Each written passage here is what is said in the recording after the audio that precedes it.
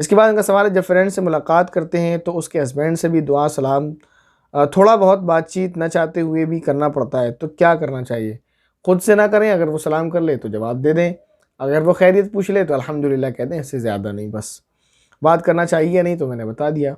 सवाल नंबर 4, कमज़ोरी की वजह से नमाज में उठने बैठने में देर हो जाए तो नमाज सही होगी, हो जाएगी? दूसरा सवाल है इनका अलग कमेंट में, अस्सलाम वालेकुम भाईजान। वालेकुम अस्सलाम। इसराइल दज्जाल के आने का इंतज़ार क्यों कर रहा है? क्योंकि वो उसका अपना मसीहा मानता है। वो ये समझता है कि हमारा आखिरी मसीहा है, जब ये आएगा तो हम पूरी दुनिया पर हुकूमत करेंगे। और आर्जी तौर पर हकीकत यही है कि जब दज्जाल आएगा तो सारे यहूदी दज्जाल के सपोर्ट कर ही रहे हैं, उसका इंतज़ार कर रहे हैं।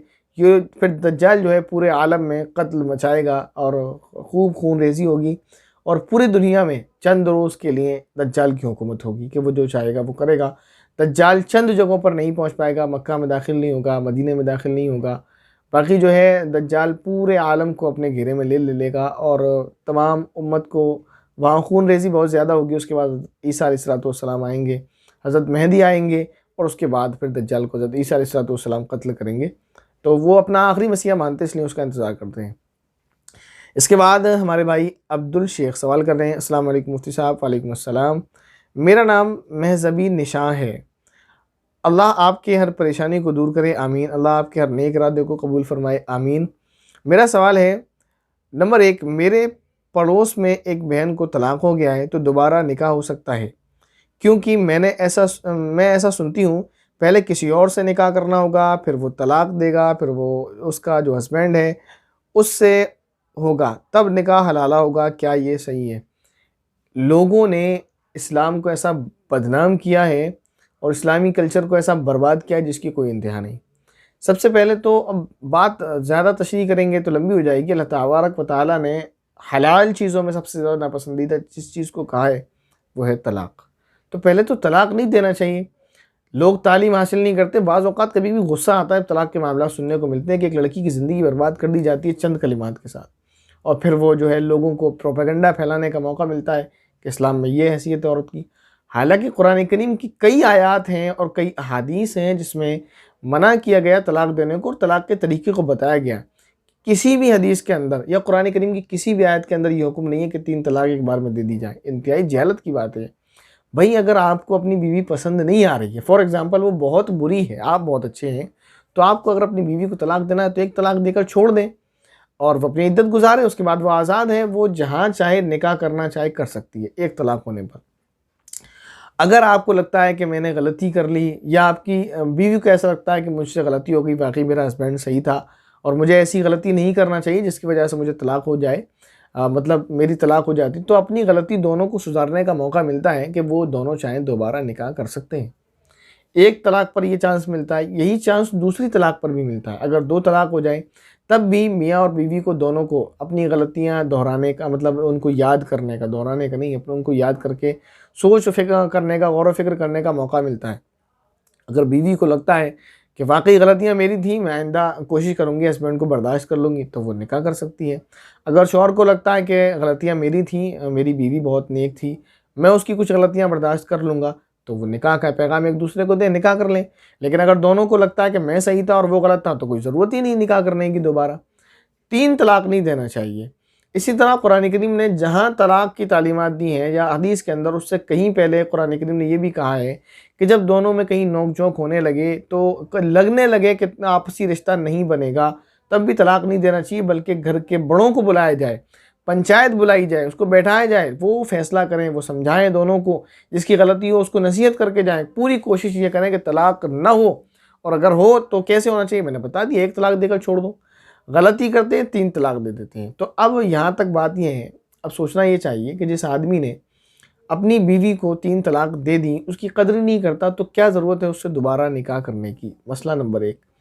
दूसरी बात ये कहना कि उसके लिए निकाह हलाला किया जाएगा वग़ैरह वग़ैरह, तो मैं आपको बता दूँ, हदीस शरीफ के कलिमात हैं, नबी करीम सल्लल्लाहु अलैहि वसल्लम ने इरशाद फरमाया, लअनल्लाहुल मुहल्लिल वल मुहल्लिल लह, कि अल्लाह ताला लानत फरमाते हैं उस पर जो हलाला करे और उस पर जो हलाला करवाए।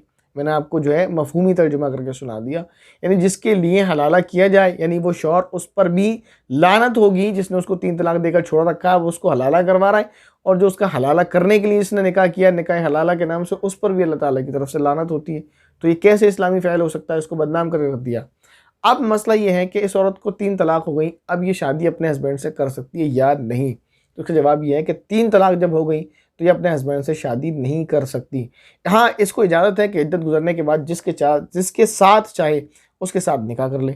लेकिन इसमें सवाल ये है कि क्या लाइफ में कभी भी ये अपने हस्बैंड से शादी नहीं कर सकती? तो उसका जवाब ये है कि ऐसा नहीं है, बल्कि कर सकती है। उसका कुरान करीम ने तरीक़ा बताया, फरमाया फ़इन तल्लक़हा फ़ला तहिल्लु लहू मिन बाद, कि अगर उसका शौहर उसको 3 तलाक़ें दे दे तो वो अपने शौहर से कभी भी निकाह नहीं कर सकती 3 तलाक़ें हो जाने के बाद, हत्ता तनकिहा ज़ौजन गैरा, यहाँ तक कि वो किसी और से निकाह कर ले। इसका मतलब ये नहीं है कि निकाह हलाला किया जाए और फॉर्मेलिटी पूरी की जाए और एक दिन शादी हो, रात गुजरे और दूसरे दिन तलाक दे दी जाए। ये इस पर लानत आई है, हदीस के अंदर मैंने बता दिया, अगर हलाले की शर्त के साथ निकाह किया जाता है। हाँ, ये है जैसे मसलन जो पहला शौहर था उसने तलाक दे दी, इद्दत गुजरने के बाद इसने निकाह कर लिया किसी और से। इत्तेफाक से इसको रियलाइज़ ये हुआ कि मेरा पहला शौहर इससे बढ़िया था, ये तो बहुत ही ज़्यादा बुरा है। तो जब ये रियलाइज़ उसको हो गया कि ये अच्छा नहीं है, वो पहले वाला ही अच्छा था, तो ये इससे तलाक ले ले, या ये ख़ुद तलाक दे दे मर्द उसको, या किसी भी वजह से इसकी तलाक हो जाए, या शौहर मर जाए, तो फिर ये अपनी इद्दत गुजार ले और उसके बाद हस्बैंड के निकाह में दोबारा आ सकती है। ये है प्रोसेस। अब रह जाता मसला ये कि अगर निकाह हलाला की शर्त पर निकाह हो, तो देखें कुरान करीम के अंदर ये जो शर्त पाई गई ना कि किसी से निकाह कर ले और फिर वो कभी तलाक दे दे, निकाह हलाला शर्त के तौर पर नहीं करना चाहिए, बुरा है। लेकिन अगर किसी ने निकाह हलाला कर लिया, यानी एक दिन का निकाह कर लिया और रात गुजारने के बाद दूसरे दिन तलाक दे दिया, तो अगरचे ये प्रोसेस बुरा है, इस प्रोसेस पे लानत और फटकार पड़ती है। लेकिन वो तरीक़ा जो बताया कि ये उसकी ज़िंदगी से निकल गई, दूसरे की ज़िंदगी में चली गई, फिर वहाँ से लौट कर आ रही है, तो क्योंकि वो वाला प्रोसेस हो जाता है तो लिहाजा निकाह हो जाएगा। ये मसला ऐसे ही है कि जैसे इंसान के लिए ये जायज़ और मुनासिब नहीं है कि किसी का कत्ल करे, लेकिन जब तलवार हाथ में लेकर किसी को मार देगा तो वो मर जाएगा। उम्मीद है आपको समझ आया होगा। मैं इससे ज़्यादा तफसील में बयान नहीं कर सकता वरना बहुत ज़्यादा वक्त हो जाएगा। अब इनका ये दूसरा सवाल है, किसी का कहना है कि जो हस्बैंड है उसी से होगा और किसी का कहना है कि पहले किसी और से करना होगा तब उसके हस्बैंड से होगा, तो आप बताएं। तो मैंने जो आपको जवाब दिया, आप उसी में आपके दूसरे सवाल का जवाब हो गया। उम्मीद है आपके समझ आया होगा, लेकिन फिर भी यही कहना चाहूँगा, अगर कोई डाउट कहीं है तो कमेंट ज़रूर करें। इसके बाद हमारे भाई सलमान अली सवाल कर रहे हैं, बहुत सारे सलाम, दुआ, आमीन वगैरह के बाद एक सवाल इनका, मुफ्ती साहब जी क्या हुजूर की सुन्नत है कि जब सोने के लिए जाते तो 3 बार बिस्तर को झाड़ना चाहिए? सोने की सुन्नतों में ये बात लिखी हुई है कि जब अपने बिस्तर पर जाओ तो उसको 3 बार झाड़ लिया करो, ताकि वहाँ कहीं कीड़े मकोड़े का गुजरने का अंदेशा हो, वहाँ उस बिस्तर में बैठ जाने का अंदेशा हो, या कोई चीज़ उस पर गिर गई, जैसे कम आमतौर पर कभी कभी घर की सुइयाँ वगैरह भी रह जाती हैं, कांच भी हो सकती है, चूड़ी की कोई भी चीज़ ऐसी हो सकती है, तो झाड़ लेंगे आप। एक बार में नहीं जाएगी, दूसरी बार में नहीं जाएगी, तीसरी मरतबा में चली ही जाएगी, तो उससे आप सेफ रहेंगे। नंबर 2, जब हमारे नबी सोने के लिए जाते थे तो क्या इन सूरतों को पढ़कर कुल हुवल्लाहु अहद, कुल औज़ु बिरब्बिल फलक, कुल औज़ु बिरब्बिन नास, ये किस तरह पढ़ते थे? ऐसे ही आप इसको पढ़ लें, कुल औज़ु बिरब्बिल फलक, कुल औज़ु बिरब्बिन नास पढ़कर अपने ऊपर दम कर लें और सो जाएं। नंबर 3, मुफ्ती साहब जी जब हम गुस्ल करते हैं तो क्या हम सबसे पहले सर को धो सकते हैं ताकि बालों की जड़ों में पानी अच्छी तरह से पहुंच जाए, इस तरह गुस्ल हो जाएगा? जी बिल्कुल हो जाएगा। सवाल नंबर 4, नात बिना म्यूज़िक के, बिना सॉन्ग साउंड डीजे के क्या हमें सुन सकते हैं?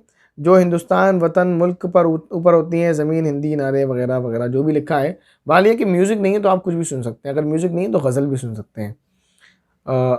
इसके बाद सवाल है हमारी बहन गुलाब वाली, सवाल कर रही है, अस्सलाम वालेकुम मुफ्ती साहब, आज शब कद्र की रात है। बहुत पुराना सवाल था इनका, रमज़ान में मौका नहीं मिला जवाब दे सकता मैं, इसके लिए माज़रत चाहता हूँ। और ईद भी जुमे के दिन की हुई तो फ्राइडे कमेंट बॉक्स भी आपका नहीं आ सका। सवाल इनका ये है कि मेरे घर में मेरी अम्मी मेरी छोटी अम्मी को, यानी चाची को शायद, सलातो तस्बीह पढ़ना नहीं आती, तो क्या हम नमाज़ पढ़ के उनको बता सकते हैं? यानी कि हम नमाज़ पढ़ के उनको बताएंगे और वो नमाज पे सुनकर वही पढ़ेंगी जो हम बताएंगे। प्लीज़ आप ये सवाल का जवाब आज ही बताएं, क्योंकि आज ही ये सवाल बहुत करना ज़रूरी है। वगैरह वगैरह। और क्या औरत को ईद उल फितर की नमाज़ पढ़ना चाहिए, इसका जवाब हो गया। देखें, नमाज का ताल्लुक से जो आपने सवाल किया, अगर मतलब ये है कि आप पढ़ेंगे और पीछे से आपकी छोटी अम्मी यानी चाची आपकी कॉपी करेंगी, आपको आप पढ़ेंगी और आपको देखकर वो कॉपी करेंगी, तो नमाज में इस तरह की हरकत कि वो आप पर गौर करें, ये भी मुनासिब नहीं है। आप उनको सिखा दें, कोई भारी चीज़ तो नहीं है, वो सीख लें। और अगर ये मतलब है कि वो पढ़ेंगे और आप उनको बोलेंगे कि आप सुभान अल्लाह पढ़ें, आप तस्बीह पढ़ें, आप रुकू करें वगैरह, तो ये भी मुनासिब नहीं है। उनको सिखाया जाए और वो उसका साथ ही पढ़ें, बस इसके अलावा कोई ऑप्शन नहीं है। और उम्मीद करता हूँ जितने भी सवालात आपने किए थे कमेंट बॉक्स में, वो सारे ले लिए गए हैं। लेकिन अगर किसी का सवाल रह गया हो तो वो कमेंट करें, इंशाल्लाह उनके सवाल का जवाब देने की कोशिश की जाएगी। अस्सलाम वालेकुम वरहमतुल्लाहि वबरकातुहू।